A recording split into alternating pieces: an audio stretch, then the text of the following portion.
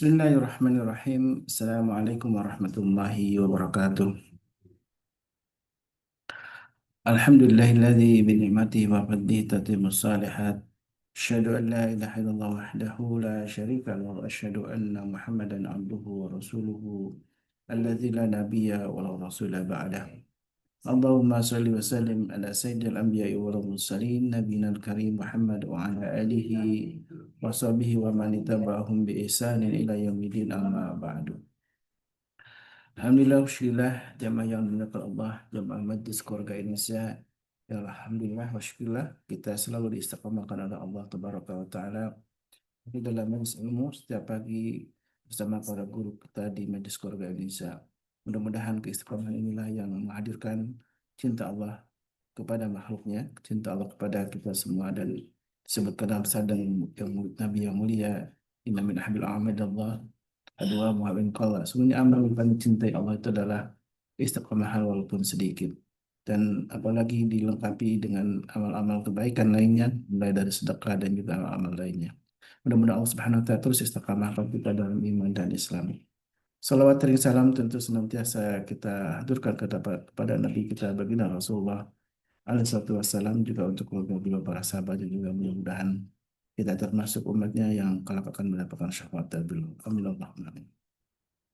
Jamaah yang bukan Allah, di pagi ini Alhamdulillah kita kembali berjumpa dengan Ustaz Ahmad Hanif yang insya Allah di dalam 2 hari ini ya, Sabtu Ahad ini, dan sampai besok kita akan sama-sama dibersamai oleh guru kita Ustaz Ahmad Hanif, LCME, yang sama-sama kita tahu kita sedang selalu belajar dari beliau tentang bagaimana Allah Subhanahu wa taala dan Rasulnya memberi sebuah panduan dalam ekonomi. Dan kalau dalam pembuka undangan yang seperti yang saya share, memang kehidupan dunia ini disebutkan dalam banyak ayat. Inna mata'ul hayatul wa mal hayatul illa mata'ul ghurur, bahwa kehidupan dunia hanya menipu. Dan ada juga di ayat lain, laibun walahun, ya, bahwa kehidupan dunia itu adalah hanya permainan dan senda gurau. Tentu kita ingin memaknainya eh, dalam konteks ekonomi, karena kalau ekonomi hanya sebuah permainan, sebuah senda gurau, tentu tidak ada kemanfaatannya gitu ya. Dan dalam ayat lain di dalam surat Qasas yang juga sering kita dengar ya, kalau Allah Ta'ala fi Quran Karim, a'udzu minasyaitonir rajim, wabtaghi fima ataqallahu darul akhirah wa la tansa nasibaka minad dunya. Di ayat itu disebutkan bahwa dunia hanya, jangan sampai lupa saja kita. Tapi apa sesungguhnya bagaimana kita memaknai dunia, apalagi kita dalam ekonomi ini, eh, apakah benar bahwa dunia akhirat itu harus seimbang, ataukah salah konsep dalam pemahaman yang tadi disebutkan. Insya Allah akan dipaparkan oleh guru kita Ustaz Ahmad Hanif, mudah-mudahan Allah Subhanahu wa taala berkahi kita. Assalamualaikum Ustaz. Waalaikumsalam warahmatullahi Masya Allah, wabarakatuh. tabarakallah. Sehat-sehat.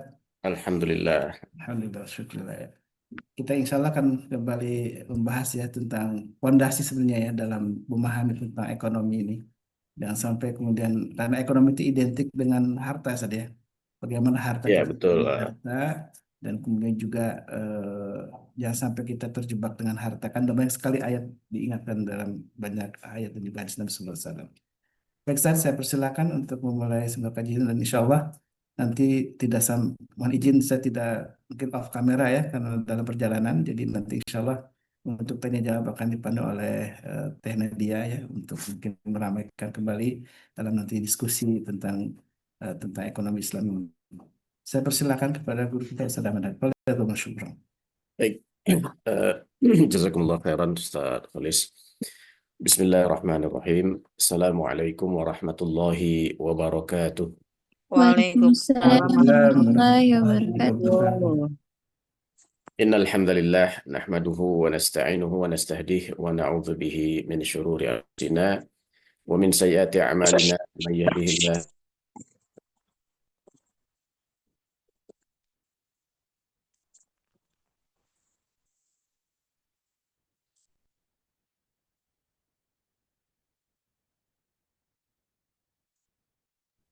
Sinyal ya? Nampaknya ada masalah di sinyal ya. Baik. Sambil menunggu kembali, udah, alhamdulillah, udah normal ya. Tadi sempat nge-lag, Ustaz. Jadi ada. Oh iya, iya maaf. Baik, jamaah MKI sekalian, ya Bunda yang dirahmati Allah Subhanahu wa taala, alhamdulillah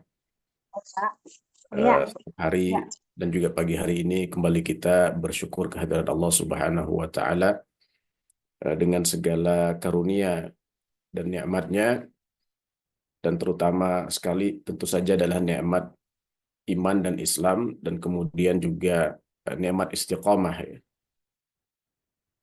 Salah satu eh, kemuliaan ya, salah satu karomah bahkan disebutkan oleh Syekh Ibnu Taimiyah, al istiqamatu afdalul karomah ya. Eh, Istiqomahnya kita di dalam kebaikan, istiqomahnya kita di dalam iman dan Islam itu adalah salah satu karomah yang terbaik. Kemudian salawat dan salam juga kepada Nabi kita, Rasul kita, tauladan kita Nabi Muhammad Sallallahu Alaihi Wasallam, yang menjadi teladan di dalam segala bidang kehidupan, termasuk teladan di dalam bagaimana menyikapi kehidupan, terutama yang berkaitan dengan pemenuhan kebutuhan ya, pemenuhan kebutuhan sehari-hari, dan juga bagaimana beliau menyikapi tentang harta, yang tentu saja kalau ini kita jadikan sebagai teladan, kita jadikan sebagai pedoman, kita jadikan sebagai contoh, maka insya Allah akan membawa kebahagiaan, akan membawa kemakmuran, tidak hanya itu kemudian di dunia, tapi juga di akhirat nanti.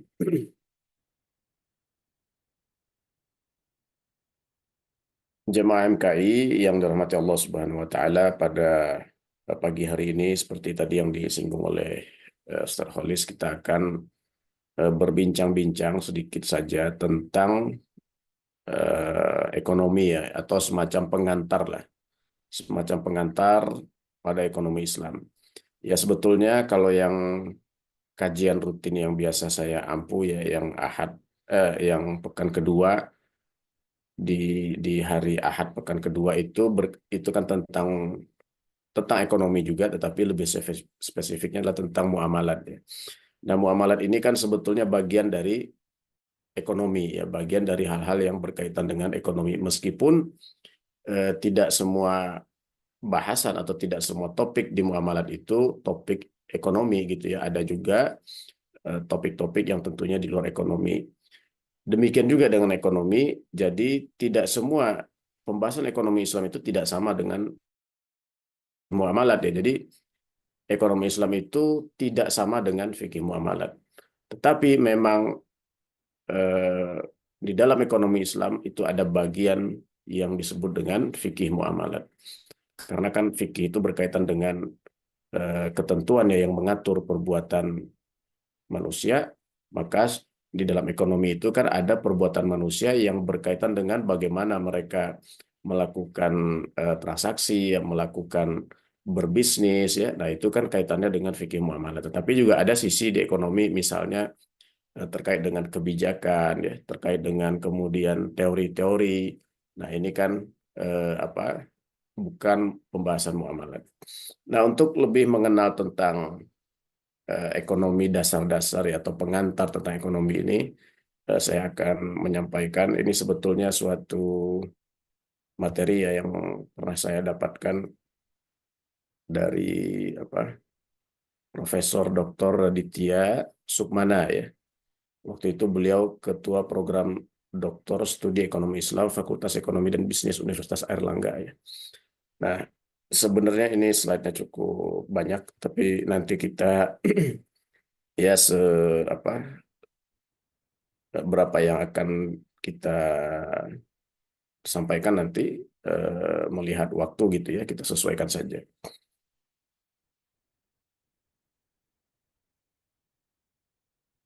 Baik, mungkin sudah terlihat di layar ya konsep dasar ekonomi Islam. Nah, jemaah sekalian yang dirahmati Allah,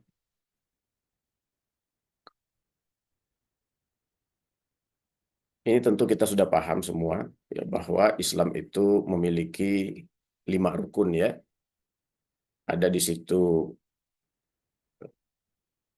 syahadat, kemudian ada di situ juga sholat, ada di situ puasa, kemudian zakat dan juga haji ya. Nah ini insya Allah semua orang Islam ini paham tentang hal ini. Yang namanya rukun itu adalah pojok ya, tiang-tiang yang ada di pojok itu disebut dengan rukun. Nah tetapi apakah Islam itu hanya cukup ini? Tentu saja tidak ya. Nah, bahkan ketika kita membahas rukun Islam ini pun, nah kita perhatikan di sini zakat dan haji ini berkaitan langsung dengan penggunaan harta. Nah, kenapa? Ya, karena zakat itu kan berkaitan dengan eh, apa? Ya sejumlah harta tertentu yang dibayarkan, yang diberikan kepada pihak-pihak tertentu, kepada penerima tertentu. Nah, artinya ini adalah suatu ibadah yang berkaitan langsung dengan harta. Artinya tidak mungkin ada kewajiban zakat tanpa harta, gitu ya, tidak mungkin. Nah, jadi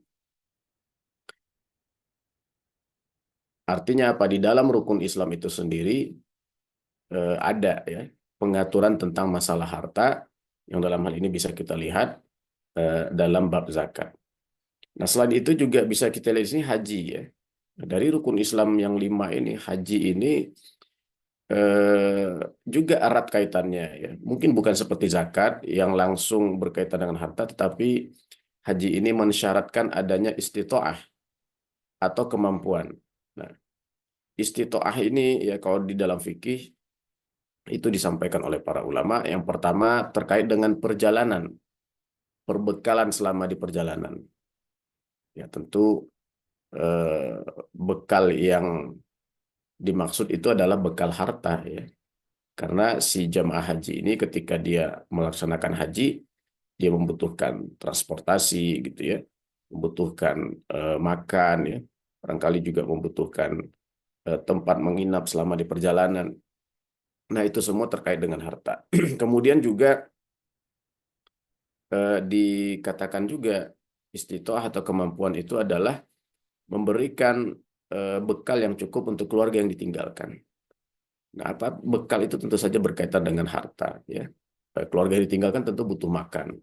Keluarga yang ditinggalkan tentu butuh minum, butuh rumah untuk tempat mereka bermalam gitu ya, dan lain sebagainya dan lain sebagainya. Jadi bisa kita lihat di sini haji ya, rukun Islam yang kelima ini erat kaitannya dengan harta. Nah, bahkan ya sudah jelas kalau hari ini kita seperti di Indonesia misalnya, nah kalau nggak salah udah tahun kemarin tuh sudah berapa 50 juta ya kalau nggak salah gitu ya. Nah, jadi eh, berkaitan mungkin hanya bagi orang yang ya tetangganya Masjidil Haram kali ya, yang kemudian apa relatif mungkin, walaupun ini tetap butuh harta juga gitu ya. Nah itulah bagaimana kita di kehidupan dunia ini tidak mungkin dilepaskan dari harta. Ini yang langsung ya. Nah tetapi kalau kita lihat juga ibadah yang lainnya seperti sholat ya. Sholat itu ada syarat sahnya menutup aurat. Nah, menutup aurat dengan apa? Ya, dengan pakaian. Ya berarti kan harus diadakan pakaiannya. Kita mengadakannya dengan apa? Ya dengan harta ya, kita pakai uang. Nah, apalagi kalau kita bicara tempat ibadah misalnya ya. Nah, masjid ya atau musola sesederhana-sederhananya ya mesti kan disiapkan, dan itu juga kemudian membutuhkan biaya, membutuhkan uang gitu ya. Demikian juga puasa Ramadan. Puasanya memang tidak mengeluarkan apa-apa, tetapi ketika berbukanya, nah meskipun air putih ya, kita beli air mineral hari ini kan harganya berapa? 1.000 gitu ya. Nah, tetapi memang tidak berkaitan langsung, tetapi kalau kita lihat sebagian besar ya rukun-rukun Islam ini ternyata di dalam pelaksanaannya itu membutuhkan yang namanya harta.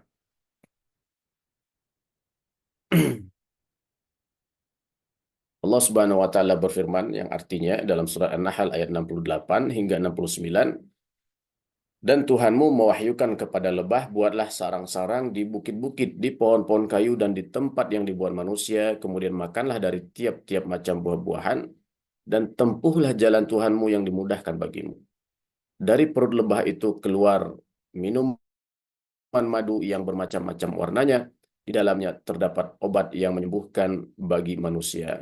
Nah, ini sebetulnya sebagai ilustrasi gitu ya.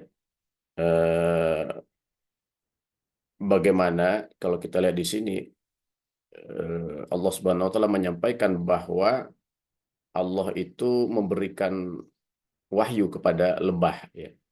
Nah, agar apa? Agar kemudian mereka membuat sarang di tempat-tempat tertentu, kemudian dari diri mereka itu keluar cairan, keluar minuman yang mana itu menjadi obat yang menyembuhkan bagi manusia. Nah, hal yang sama juga dengan wahyu yang kemudian Allah turunkan kepada Nabi Muhammad SAW, di mana di dalamnya terdapat obat yang menyembuhkan bagi manusia. Jadi termasuk dalam hal ini adalah dalam urusan harta. Kenapa? Karena seringkali harta ini bukan menjadi obat gitu ya, tapi justru menjadi penyakit gitu ya. Nah, karena kecintaan yang berlebihan terhadap harta, orang menjadi serakah, orang kemudian menjadi tamak, tidak melihat lagi mana yang halal, mana yang haram, semua diterabas. Bahkan kemudian muncul ungkapan-ungkapan yang haram saja susah, apalagi yang halal kan gitu. Ya karena yang dicari yang haram gitu ya. Jadi kita ini kan hanya akan menemukan apa yang kita cari. Kalau yang kita cari yang halal, maka insya Allah yang halal akan banyak dan tersedia. Nah jadi itu ketika penggunaan harta itu tidak mengikuti wahyu, tidak mengikuti panduan yang diberikan Allah Subhanahu wa taala, nah itu justru tidak menjadi obat ya, justru menjadi penyakit ya. Betapa banyak juga kemudian harta menjadi sumber ya pertumpahan darah. Nauzubillah. Menjadi sumber konflik, menjadi sumber pertengkaran gitu ya. Nah, karena tidak mengikuti pedoman ya yang disampaikan oleh Allah Subhanahu wa taala melalui wahyunya, seperti madu ini yang kemudian Allah titipkan di lebah agar menjadi obat yang menyembuhkan bagi manusia. Nah, harta ya kalau penggunaannya kita sesuaikan dengan apa yang diwahyukan oleh Allah Subhanahu wa taala, maka insya Allah harta itu akan menjadi obat ya, akan menjadi bermanfaat, akan membantu banyak orang ya, akan menyembuhkan banyak orang seperti madu yang disebut di dalam ayat ini. Nah, jadi itu ya di antara dasar atau kemudian filosofi katakanlah begitu dari ekonomi Islam itu sendiri, yang artinya adalah tujuannya agar kemudian bisa menjadi solusi di dalam kehidupan manusia. Yang namanya ekonomi itu kan adalah suatu ya bisa kita sebut suatu ilmu ya, atau suatu kebijakan ataupun suatu realitas atau kegiatan. Nah, manusia di dalam memenuhi kebutuhannya, ya, di dalam memenuhi kebutuhannya. Nah, apakah ya kalau dia Islam ya berarti panduannya dalam memenuhi kebutuhan itu adalah wahyu gitu. Tetapi kalau dari pikiran-pikiran manusia sendiri saja, maka berarti ini kan tidak sejalan dengan ketentuan Islam. Nah, di sini juga bisa kita lihat bahwa pandangan Islam atau Islamic worldview itu menyatakan bahwa Islam adalah agama yang komprehensif ya, mengatur keseluruhan hubungan manusia dengan titik tertinggi hubungan manusia dengan Allah Subhanahu wa taala. Jadi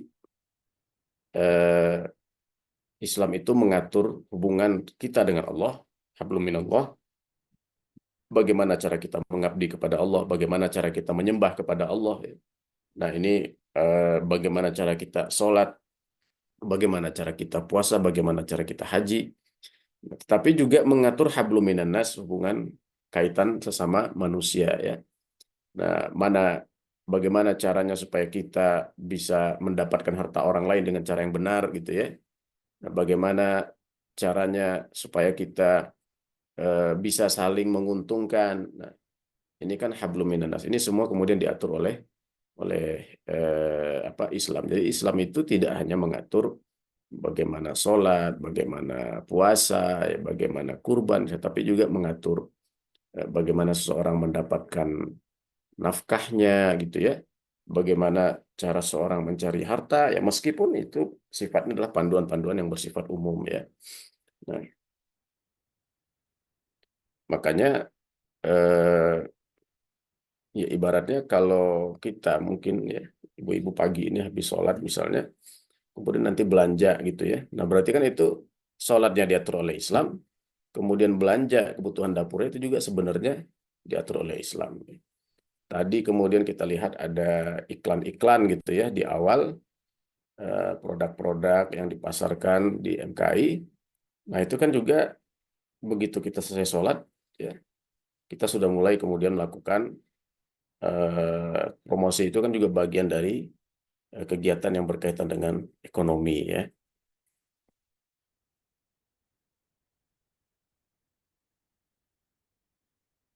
Nah, memang tadi kalau kita kita menyebut ya bahwa panduan ya di dalam kita melakukan kegiatan ekonomi ini adalah wahyu ya.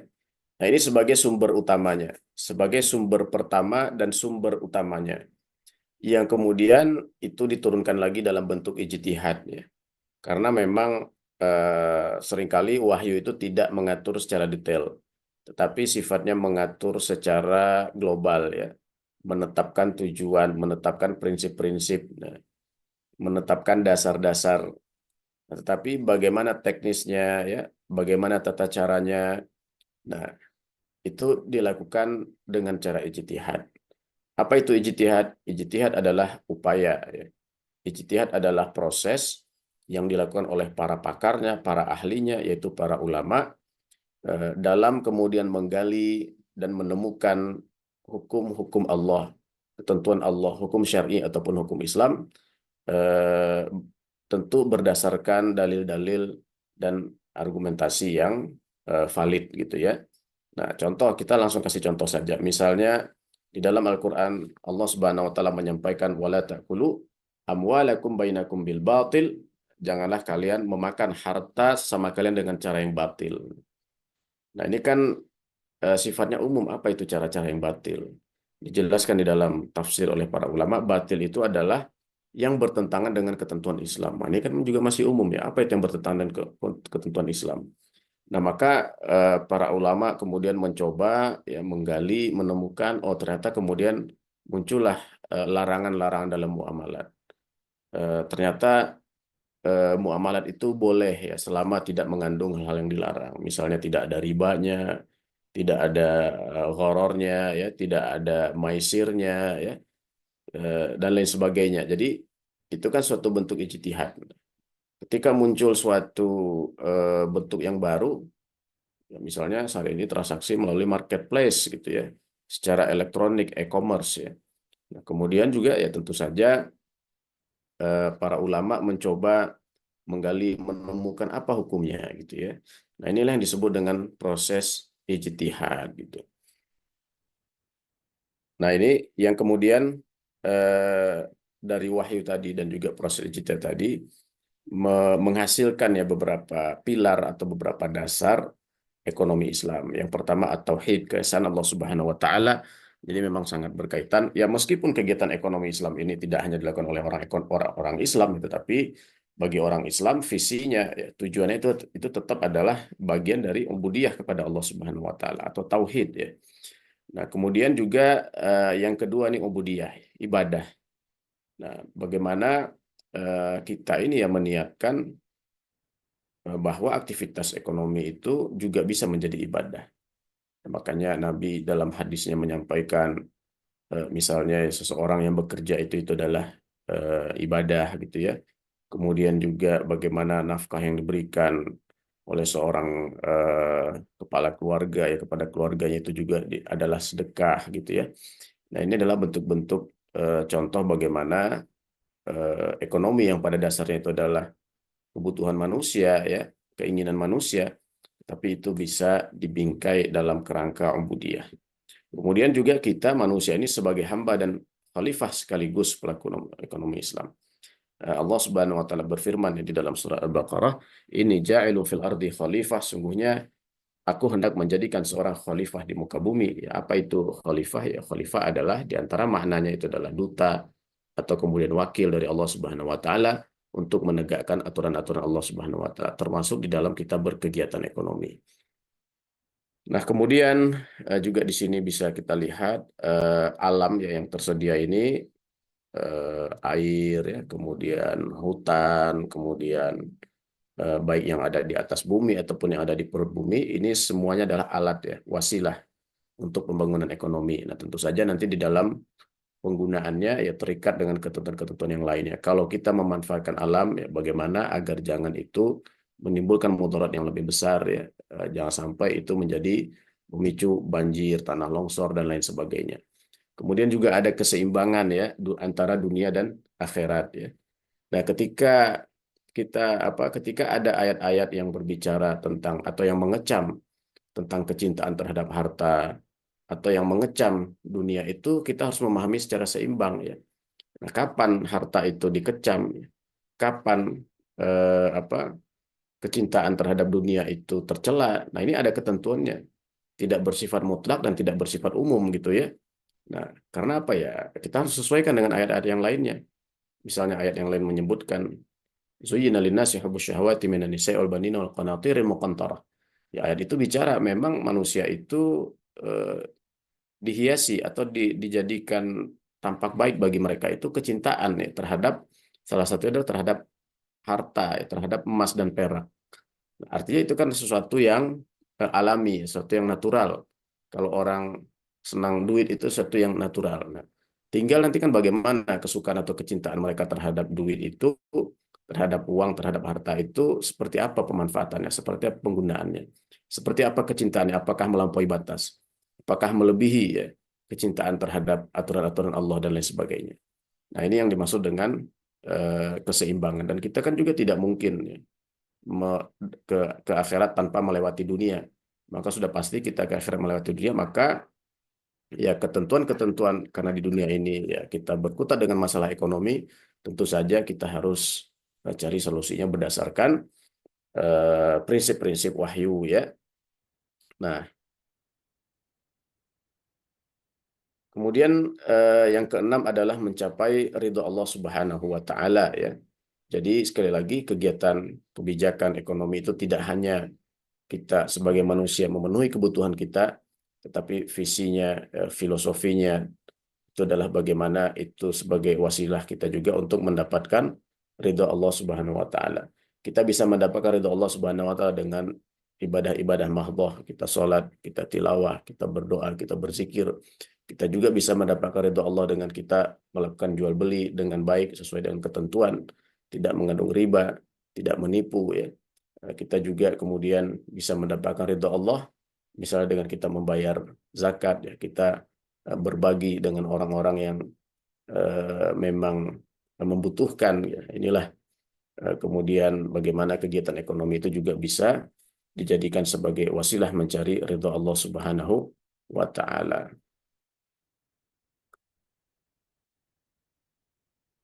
Nah, ini mungkin sebagai penutup kajian, penutup pemaparan dari saya pada pagi hari ini, bahwa ya, kita sebagai seorang Muslim itu tidak memisahkan gitu ya antara kegiatan ibadah yang bersifat khusus seperti sholat, seperti kita puasa, seperti kita haji dan umroh.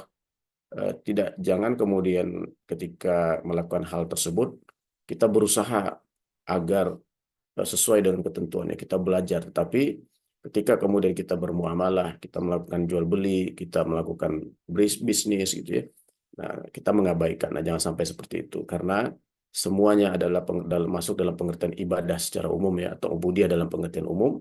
Dan Allah Subhanahu wa taala berfirman dalam surat Az-Zariyat ayat 56, "Wa ma khalaqtul jinna wal insa illa liya'budun." Dan aku tidak menciptakan jin dan manusia melainkan supaya mereka mengabdi kepadaku. Dan sekali lagi, ibadah ada yang bentuknya tadi khusus dan ada yang bentuknya umum. Nah, bentuk umum ini memang sebetulnya ini adalah dasarnya adalah kebutuhan manusia gitu ya. Yang artinya kalau tidak diniatkan dia tidak akan menjadi ibadah. Kita kalau makan tidak diniatkan ibadah ya hanya kita dapat kenyang gitu ya. Kita melakukan transaksi jual beli. Kalau tidak diniatkan ibadah ya tidak apa-apa, tetapi mungkin kita dapat barang yang kita inginkan, sementara penjual mendapatkan keuntungan, ya tidak ada masalah kalau tidak diniatkan ibadah, tetap sah gitu ya. Nah, tetapi disitulah kekurangannya itu hanya sebatas dunia gitu ya. Manfaat yang kita dapatkan terbatas dan sebatas dunia. Kalau kita makan ya kenyang, mungkin beberapa jam kemudian kita buang lagi selesai gitu ya. Kalau kita belanja beli suatu barang, begitu pertama beli kita puas senang gitu kan, tapi setelah itu lama-lama biasa saja gitu ya, bahkan lama-lama sudah tidak tertarik lagi. Nah itulah apa keterbatasan ya kepuasan kenikmatan di dunia. Tapi kalau kita niatkan itu menjadi ibadah, maka ketika kita bertransaksi melakukan jual beli ya, melakukan bekerja mencari nafkah, maka itu akan menjadi suatu pahala yang kekal, yang manfaatnya dunia yang tadi kita dapatkan dan juga manfaat akhiratnya juga akan kita dapatkan. Baik, jemaah sekalian yang dirahmati Allah Subhanahu wa taala, jemaah ya Bunda jemaah MKI, demikian mungkin ya pemaparan dari saya terkait dengan ya prinsip ataupun dasar ya ekonomi yang Islami ya atau ekonomi Islam, yang mana pada dasarnya ekonomi itu kan adalah ya kalau kita baca literatur berkaitan ekonomi itu kan ya berkaitan dengan mengelola lah. Intinya kan kita ini kebutuhan atau kalau dalam ekonomi konvensional itu manusia ini punya banyak keinginan gitu ya, tetapi dia juga punya banyak keterbatasan ya. Pengen beli kendaraan harganya 1 miliar, uangnya hanya ada 1 juta gitu kan. Nah itu kan ada jarak antara keinginan dan sumber daya. Nah, bagaimana kemudian mereka ya meningkatkan sumber dayanya sehingga bisa kemudian memenuhi keinginan itu dalam perspektif ya ekonomi konvensional kan seperti itu. Nah, sebenarnya dalam Islam juga, eh, tapi dalam Islam mengatakan ya kalau keinginan manusia tidak akan terbatas gitu. Tapi kebutuhanlah yang kemudian itu terbatas. Nah, karena kalau keinginan sebagaimana yang disampaikan hadis Nabi, kalau seandainya seorang manusia itu punya 1 lembah isinya emas, ya dia tidak akan puas gitu kan, sampai dia punya lembah yang kedua gitu kan. Nah, memang kalau semua keinginan manusia ini diwujudkan di dunia ini tidak cukup ya bumi ini. Mungkin kalau nanti apa manusia pindah ke Mars, Mars itu juga mungkin tidak akan cukup gitu kan untuk memenuhi angan-angan atau kebutuhan manusia. Apa keinginan gitu ya, ambisi. Tetapi kalau ambisi itu dibatasi ya, minimal kebutuhan-kebutuhan yang prinsip yang pokoknya dipenuhi. Kemudian juga setelah itu ya silahkan mungkin bisa keinginan-keinginan yang halal dipenuhi, maka insya Allah bumi yang Allah ciptakan ini cukup gitu ya. Wallahu a'lam bishawab. Untuk selanjutnya saya kembalikan ke MC atau moderator. Iya Ustadz, terima kasih atas pemaparannya. Qadarullah kan Ustadz Khalis lagi ada keperluan, jadi saya take over. Iya. Terkait dengan semua penjelasan dari Ustadz ini, termasuk dengan yang Mars itu ya Ustadz ya, saya teringat ada antrian banyak di Amerika yang mau untuk pindah ke Mars gitu. Nah itu gimana ekonomi Islam memandangnya? Sambil menunggu pertanyaan dari ibu-ibu yang lain Ustadz. Iya, prinsipnya sih jadi ada hal yang ideal, tapi juga ada hal yang minimal ya. Contoh begini, kalau yang minimal, kalau kita sholat, nih saya kasih contoh sederhana. Kalau kita sholat, itu minimal kita memenuhi rukun dan syarat ya. Itu kan minimal, artinya sholat kita diterima, itu minimal. Sah gitu. Tetapi yang ideal, ya kita lakukan sunnah-sunnahnya, kita lakukan adab-adabnya, kita sholat dengan khusyuk ya. Kita sholat di awal waktu ya. Kita mempersiapkan diri untuk sholat dengan baik ya. Menggunakan pakaian yang baik ya. Nah, ini kan hal-hal yang sifatnya ideal. Nah, di dalam muamalat juga berlaku hal yang demikian. Selama keinginan itu halal, sebetulnya tidak ada larangan ya. Misalnya nih, ya, beneran itu kita bisa ada apa pendaftaran ke Mars itu, kemudian kita pengen ikut, kita bayarnya tiketnya pakai uang kita sendiri ya. halal itu tidak ada masalah sebetulnya gitu kan. Nah, eh, tetapi kembali tadi kepada kalau ideal tentu kita melihat prinsip-prinsip tadi, kita kembalikan ke dasar-dasar tadi. Nah, apakah misalnya ya, apakah dengan katakanlah saya juga nggak tahu pasti itu tiketnya mahal sekali gitu ya. Kalau saya membelanjakan ini ya, sementara mungkin orang-orang di sekitar saya itu hidup dengan kekurangan misalnya, atau bahkan mungkin ada saudara-saudara saya sendiri yang kadang mungkin untuk pendidikannya putus pendidikan atau kesehatannya tidak tertangani dengan baik. Nah, ini kan ya menjadi tadi hal yang bermasalah gitu ya, secara adabnya, secara idealnya gitu. Tapi sekali lagi selama itu kemudian dilakukan dengan uang yang halal secara akad, yaitu itu sah gitu ya. Tetapi kalau kita melihatnya dari prinsip-prinsip yang ideal, maka bisa jadi itu bermasalah. Jadi itu mungkin jawabannya. Jadi kalau memang ada yang mau berangkat ke Mars gitu katakanlah, ya pastikan dulu lah supaya berangkatnya itu enak gitu kan.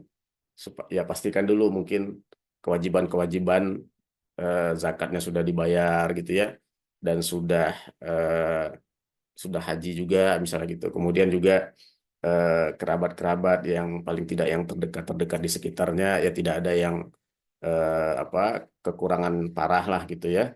Kemudian lingkungannya juga kebutuhan-kebutuhan yang prioritasnya bisa dibantu. Nah ya silahkan, ya insya Allah mungkin kalau seperti itu ya bisa ya ikut berangkat gitu. Ya, Allah. jadi lebih ke masalah tanggung jawab ya Ustadz. Baik, Ya udah ada betul. yang raise hand Ustadz. Ini ada Ibu Dian dari Bekasi. Silakan Bu Dian. Ya silakan. Ya, terima kasih Teh Nadia. Assalamualaikum warahmatullahi wabarakatuh. Waalaikumsalam warahmatullahi Ustadz mau tanya mengenai perbankan syariah ya Ustadz.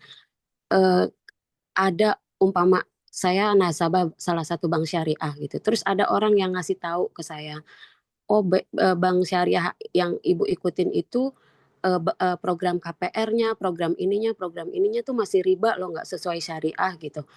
Terus sementara kalau saya sih berpikir gini, selama bank itu ditetapkan oleh pemerintah sesuai syariah, ya udah saya ikutin aja gitu kan, nggak mungkin kan dapat izin bank syariah tanpa izin dari negara gitu. Itu kita sebagai orang awam bagaimana menyikapinya? Itu aja Ustadz. Ya, ya sikap yang Ibu Dian sampaikan tadi sudah betul ya, dan sudah benar memang seperti itu. Karena syariah itu atau Islam itu kan di samping ada deklarasinya gitu ya. Ya seperti kita nih, kita bersahadat, kan itu deklarasi. Kemudian juga itu kan bagian dari proses. Nah, sama kita juga, kita kan sebagai seorang muslim kan menuju proses itu kita tidak sempurna gitu ya. Tidak sempurna, ya kita mungkin ya pernah ya meninggalkan hal yang bersifatnya wajib atau bahkan mungkin pernah melakukan hal yang dilarang gitu. Tetapi kan itu tidak kita jadikan sebagai suatu pembenaran gitu ya, atau kita jadikan sebagai suatu dasar, tidak. Nah, sama demikian juga dengan bank syariah, itu kan sudah deklarasi ya ketika dia izin pendirian ya, kemudian sesuai dengan undang-undang, kemudian juga diatur oleh undang-undang bagaimana sistem syariahnya, diatur oleh peraturan-peraturan, mengikuti fatwa-fatwa, ya berarti dia sudah dalam proses yang benar ya di dalam syariah. Walaupun ya yang sama seperti kita berislam tidak sempurna, tidak 100% total, lembaga-lembaga keuangan syariah termasuk bank syariah juga tentu tidak 100%. Artinya kalau kita kulik-kulik ya ada mungkin kekurangan gitu ya. Mungkin ada hal yang kurang pas, ada hal yang kurang tepat. Ya, tetapi kan itu bukan alasan untuk kemudian kita mengatakan wah ini semuanya jadi kita generalisir gitu ya. Oh ini tidak syariah. Ya silahkan dikritik saya. Kalau memang benar-benar kita ada temukan hal yang tidak sesuai, ya silahkan dikritik, sampaikan kepada pihak banknya agar dilakukan perbaikan gitu ya. Kalau memang ada ketidaksesuaian dengan prakteknya. Kalau misalnya dari sisi kadang-kadang kan dalam masalah fatwa itu ada perbedaan pandangan gitu ya. Misalnya Bang Syariah itu mengikuti pandangan yang difatwakan oleh MUI, pandangan ini. Yang lain mungkin berpendapat, oh tidak seperti itu gitu. Ya ini kan tidak bisa dipaksakan kalau seperti itu gitu kan, karena Bang Syariah juga sudah mengikuti standarnya sendiri ya, meskipun mungkin ada sebagian ulama atau sebagian ustadz mungkin yang tidak setuju. Berarti diskusinya bukan di masalah prakteknya, berarti diskusinya tentang aturan atau tentang standar atau tentang fatwanya gitu ya. Nah, jadi ya menurut saya sih udah betul seperti itu, tetapi kita juga bukan berarti kita menutup mata juga gitu ya. Silahkan kalau memang kita, ya berarti kita juga harus belajar gitu ya. Kalau memang kita tahu, kita misalnya sudah paham nih, kita lihat, oh ini kok kayaknya nggak sesuai, ya silahkan. Mungkin disampaikan saja ke pihak-pihak yang langsung berhubungan dengan kita, atau bahkan ke manajemennya, ya supaya itu dijadikan sebagai suatu evaluasi juga bagi mereka gitu ya. Iya Jadi, Ustadz, anaknya itu temennya anak saya, kebetulan tuh kuliah ekonomi syariah. Itu aja saya kalau umpama saya tanya gitu, coba gimana jelasin cara ngitungnya gini-gini. Terus dia cuma jawab gini, ribet tante, pusing katanya gitu. Jadi saya mikir gini, dia aja yang kuliah ekonomi syariah aja kayak gitu, apalagi saya nggak kuliah ekonomi syariah iya, gitu iya. aja sih. Ya jadi kita berhusnuzon aja, walaupun orang bilang bank ini nggak sesuai program KPR-nya, bank syariah ini nggak sesuai KPR-nya, sesuai syariah gitu, biarin aja gitu ya Ustadz ya. Iya, ya itu sudah alternatif yang insya Allah yang paling aman gitu ya. Iya, Terlepas dari tadi kita sampaikan bukan berarti tidak ada kekurangan, tetapi iya betul. kita yang ingin melakukan transaksi secara syariah, ya pilihannya kalau pilihannya dua, konvensional dengan syariah, ya saat ini syariah adalah yang paling aman kan gitu. Ya Iya. daripada kita memilih apakah kemudian ya kadang yang lebih anehnya, dia lebih memilih ya sudah saya akhirnya bertransaksi dalam bank konvensional, dia bilang dengan alasan sama saja. Nah ini kan lebih tidak benar lagi kan gitu. Ya insya Allah sudah sesuai Bu. Iya Ustadz. Jazakallah khairan kasir Ustadz. Iya sama-sama. Ya, baik. Ada lagi ibu-ibu yang mau ditanyakan? Ini Masya Allah ya Ustadz. Jadi makin kita pelajari, makin kita ngerasa tuh kayak ilmu kita tuh dikit banget gitu ya Ustadz. Dari cuma hukum ekonomi aja, ada banyak lagi yang harus dibahas gitu. Nih besok kan ketemu lagi insya Allah sama Ustadz ya. Iya insya Allah. Kalau dari saya sih ini pribadi ya banyak banget pertanyaan Ustadz sambil menunggu pertanyaan yang lain. Tentang kejar akhirat dunia ikut, itu slogan yang kita sering dengar gitu. Sementara kita ini kan memang harus menyeimbangkan antara dunia dan akhirat. Dan membangun sistem yang adil dan berkelanjutan itu gimana dalam ekonomi Islam, Ustaz? Iya, ya yang dimaksud kejar akhirat. Jadi itu sebenarnya ungkapan-ungkapan yang berbeda tapi tujuannya sama gitu ya. Ketika kita Iya. mengatakan kejar akhirat dunia pasti ikut, itu pasti orang yang mengamalkan itu dia akan seimbang, pasti. Jadi kalau ada ketidakseimbangan, ya misalnya contoh ada orang dengan slogan mengejar akhirat, padahal dia sudah berkeluarga gitu ya, dia malas-malesan cari nafkah misalnya, ya udah sholat aja nanti rezeki datang sendiri begitu misalnya gitu kan. Iya. Kemudian tidak berusaha dengan alasan tadi ini saya cuman ngejar akhirat aja gitu. Nah itu berarti kan salah ya di dalam penerapan slogan tadi, bukan seperti itu maksudnya gitu ya. Kejar akhirat dunia ikut itu yang pertama itu adalah masalah niat kan, masalah orientasi, masalah tujuan gitu. Nah ini dua orang sama-sama bekerja, ya yang satu ya kalau dia berkeluarga ya Islam mewajibkan dia memberikan nafkah, artinya apa? Mewajibkan dia bekerja. Kalau dia tidak bekerja berarti dia dosa. Ya kalau dia dosa itu kan berbahaya nanti di akhirat kan gitu. Berarti dia tidak mengejar akhirat kan, ketika dia melakukan dosa. Nah, kemudian praktek lain adalah dalam bekerja misalnya. Ada dua orang sama-sama bekerja, ya memang tiap pagi pergi, pulang sore atau malam, tapi dalam niat ini berbeda gitu ya. Ini niatnya mungkin hanya ya sekedar memenuhi apa yang dia butuhkan di dunia gitu kan, berarti kan ini hanya sebatas dunia. Sedangkan yang ini niatnya ya mencari ridha Allah Subhanahu wa taala, agar dengan ini pertama saya melaksanakan kewajiban. Kalau saya melaksanakan kewajiban berarti Allah ridho. Kemudian juga saya membantu ya, anggota keluarga saya, membantu orang kan juga Allah ridho gitu ya. Kemudian ini juga bentuk kasih sayang saya misalnya kepada keluarga saya, dan ini kan juga Allah ridho. Nah itu kan akhirat berarti. Semakin semangat akhiratnya, insya Allah kerjanya juga akan semakin semangat. Artinya dunianya juga akan ikut kan gitu. Nah itu contoh sederhananya. Artinya dia akan seimbang gitu. Nah makanya tidak ada salahnya ya narasi-narasi yang mengutamakan akhirat itu, tentu itu baik sekali.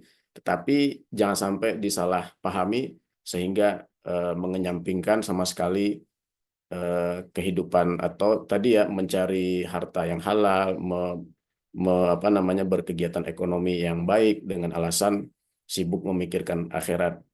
Ya tidak seperti itu gitu ya. Berarti itu ada salah penerapan sehingga mengakibatkan ketidakseimbangan gitu ya.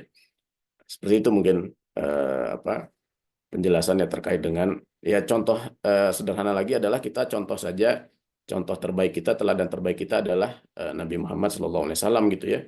Kalau kita bicara orang yang paling mengejar akhirat kan pasti Nabi gitu ya.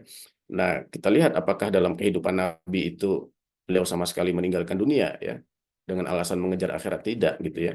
Beliau ngecek pasar, beliau menegur kalau ada kecurangan di pasar gitu ya. Beliau juga kemudian mendistribusikan harta untuk memenuhi kebutuhan orang-orang. Nah ini kan tapi akhirat targetnya kan gitu. Akhirnya dunianya ikut. Ya kita contoh sahabat-sahabat Nabi ya. Utsman bin Affan, Abdurrahman bin Auf ya, pengusaha-pengusaha.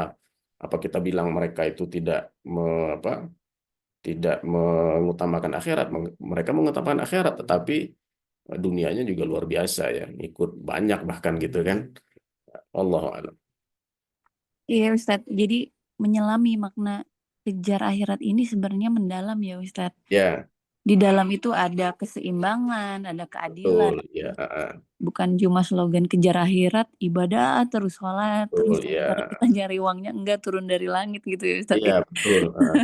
Jadi kan ibaratnya begini, kalau akhirat itu ibarat ini kan ada jembatan ya. Kemudian tujuan kita di seberang. Itu akhiratnya. Ini jembatannya. Nah, dunia itulah jembatannya. Kan kita nggak Iya. bisa lompat gitu kan langsung ke akhirat. Kita mesti melewati jembatan yang bernama dunia tadi. Nah, bagaimana kita agar tetap selamat di jembatan itu? Ya, kita harus tetap fokus kan ke target kita di akhirat, tapi jembatannya kita lewati gitu. Tidak mungkin kita langsung melompati jembatan, kemudian langsung sampai di akhirat tanpa melewati dunia gitu. Iya, iya. Baik, ibu-ibu ada yang ditanyakan lagi nggak? Di sini banyak ya pelaku bisnis, pelaku ekonomi, semuanya termasuk pelaku ekonomi ya Ustadz ya. Iya, Ada Bude Darmi juga aktif jualan, ada ya kan beda-beda. Mungkin ada yang kecil ya, ya, ada yang besar gitu kan. ya. Ustadz, ini terkait era sekarang gitu ya. Gimana sih prinsip syariah bisa diterapkan dalam instrumen keuangan modern, seperti misalnya pasar uang syariah atau di era digital ini? Gimana kita menghadapi itu semua gitu, Ustadz? Ya, yang pertama eh, tentu kalau untuk kita yang bukan mendalami ya atau kata sebutlah bukan pakar atau bukan ahli, maka kita ikuti aturan. Itu yang pertama yang penting kita pegang ya. Misal tadi seperti yang disampaikan Budian, oh ini kan sudah izin dari pemerintah Bank Syariah ya, insya Allah aman ya secara aturan, secara standarnya sudah ada. Atau misalnya katakanlah kita pengen beli saham gitu ya. Nah, kita beli saham online, kita download aplikasi, ya itu kan regulator atau yang bikin aturan itu sudah menetapkan ya, atau sudah ada mekanisme untuk menetapkan mana itu saham syariah. Ya sudah, yang jelas saja kan, oh saham syariah berarti bisa kita beli gitu. Nah, atau katakanlah kita pengen investasi misalnya. Kalau ada suatu lembaga keuangan dia mengklaim dia syariah, ya kita tinggal lihat saja izinnya. Apakah ini ada aturannya, apakah ada izinnya memang seperti itu. Ya, contoh, mohon maaf nih sekali lagi, misalnya kita ditawaran MLM misalnya gitu kan, dia bilang misalnya, oh ini sesuai syariah dan segala macam, ya tinggal kita lihat saja apakah memang sudah ada izinnya, apakah sesuai dengan ketentuan tersebut izinnya dan lain sebagainya. Itu yang paling sederhananya gitu ya. Nah, yang kedua, eh, tentu kita juga harus mempelajari gitu ya, karena memang begini, kalau di dalam bisnis itu orang itu kalau sudah diiming-imingi keuntungan besar, itu kadang sudah eh, apa eh, apa istilahnya sudah mulai agak malas mempelajari kan gitu. Iya, Nah, jadi sebenarnya itu yang kadang-kadang menjadi jebakan gitu kan. Ketika diiming-iming, udah nih sini, taruh di saya duitnya. Keuntungannya 30% misalnya gitu kan. Wah, itu udah langsung ya udahlah males pelajari, pokoknya saya dapat untung. Nah, itu yang harus sebenarnya itu kan ada di diri kita sendiri juga ya. Kita harus mengendalikan gitu ya. Iya, betul. Kan mungkin orang-orang yang sudah tahu pun ya seperti saya misalnya gitu kan. Eh, Seringkali ilmu itu kadang ketika sudah diiming-iming keuntungan, kadang-kadang ilmu itu ketinggalan gitu kan, lupa nih, nggak kebawa gitu. Nah, jadi itu juga hal yang penting ya, kita kita belajar, mungkin kita bertanya kepada yang tahu ya, kita baca-baca gitu ya, ketika ada katakanlah tawaran-tawaran bisnis mungkin menarik ya secara keuntungan, tetapi menurut kita ada hal-hal yang harus kita sesuaikan ya dengan syariah. Meskipun itu mungkin tidak ada, kan gini ya kan, aktivitas ekonomi kita itu kan tidak syaratnya tidak harus izin pemerintah semua kan gitu ya. Saya mau Iya, bisnis misal dengan apa, dengan Teh Nadia kan tidak harus kemudian wah harus ada izin pemerintah nih, enggak gitu ya. iya, Berarti iya. kalau tidak ada izin pemerintah berarti saya mempelajari kan gitu. Nah, ya itu tadi artinya di samping mempelajari tapi juga tadi ya, jangan sampai niat kita belajar itu dikaburkan tadi oleh iming-iming keuntungan. Karena kalau dalam bisnis orang pasti intinya dia mau berbisnis karena ada keuntungan kan gitu. Betul Ustaz ya. Seperti itu mungkin secara ringkasnya gitu ya. Pertama tadi kalau yang sudah ada aturannya ya kita berusaha sesuai dengan aturan. Yang kedua kalaupun belum ada, dan juga bisa masuk yang pertama tadi ya, kita belajar ya. Nah, catatannya dalam belajar itu jangan sampai iming-iming keuntungan itu mengaburkan ya. Kalau kita belajar kan biasanya kita kritis ya, mengaburkan sikap kritis kita. Nah, itu mungkin menurut saya yang perlu ya sebagai umum lah panduan kita di dalam bermuamalah atau berbisnis. Ya Ustaz. Tadi saya teringat yang disampaikan Ustaz, ada habluminanas, habluminallah, yang kita sering lupakan itu habluminafsi. Gitu ya Ustaz. Oh iya iya tadi ada Nah, ada ya, hadisnya, boleh betul. tolong dijelaskan Ustaz? Ya, ntar saya tampilkan slide-nya biar lebih.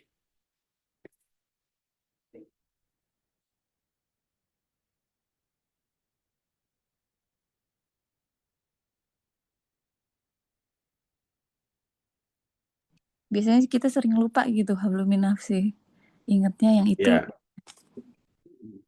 ya sebenarnya kalau kita lihat hablum binafsi ini bisa dibuat buat sendiri, bisa juga enggak gitu ya.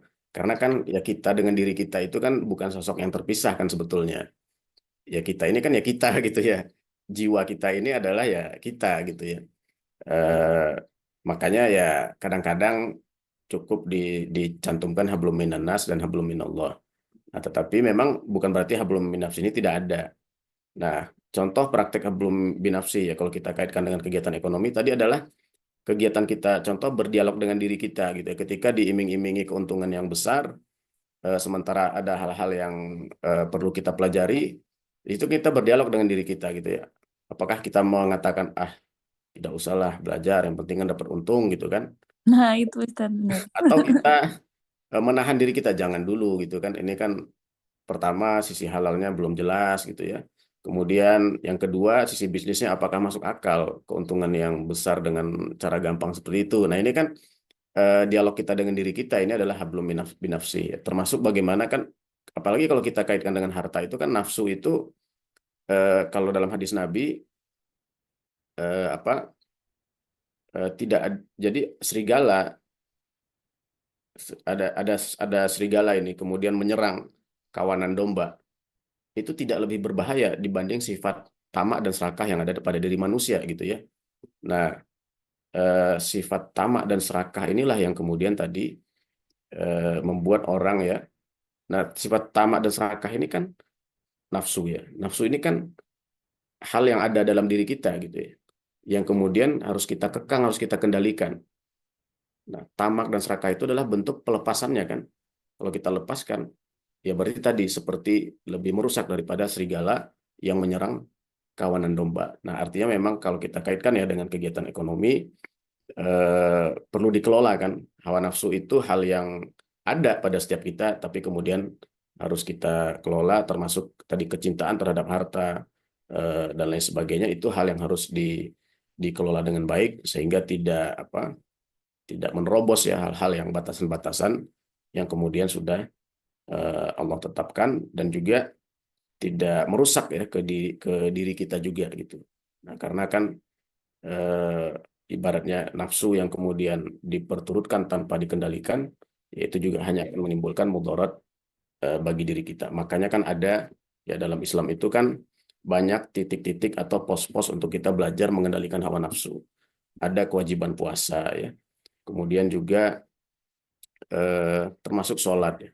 Sholat itu kan 5 kali. Artinya ketika kita melakukan aktivitas, termasuk aktivitas yang paling kita senangi sekalipun, ketika masuk waktu sholat, ya kita stop dulu, kita berhenti dulu. Ada hal yang lebih penting, ada hal yang lebih prioritas itu. Nah itu kan semuanya adalah salah satu hikmahnya bagaimana kita ini mengendalikan ya, dalam tanda kutip, nafsu yang sebenarnya dalam diri kita ini kan dia ini apa ya, ya kalau kita sebut ya liar gitu sebenarnya gitu kan, kalau tidak dijinakkan, kalau tidak dikendalikan. Iya, Nah iya. ini mungkin ya masuk dalam, bisa kita sebut masuk dalam hablum binafsih gitu ya. Wallahu a'lam. Jadi lebih ke kontrol diri ya Ustadz ya. Betul ya, betul sekali. Dimulai dari diri sendiri dan niat gitu Ustadz ya.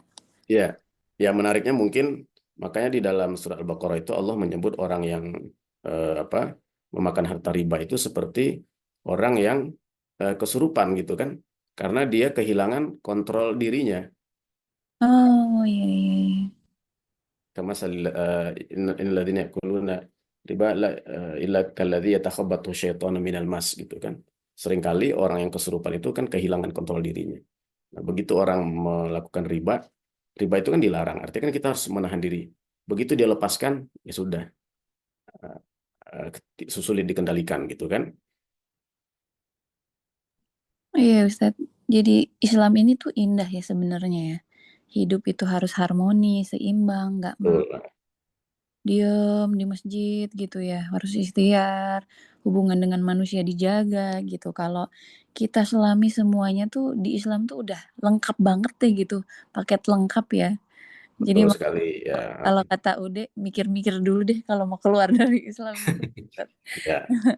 Baik ibu-ibu, kalau ibu-ibu bapak-bapak kalau nggak ada lagi yang ditanyakan, mungkin kita cukupkan sekian ya Ustadz ya. Iya, iya. Kita ketemu lagi insya Allah besok dengan Ustadz Ahmad Hanif.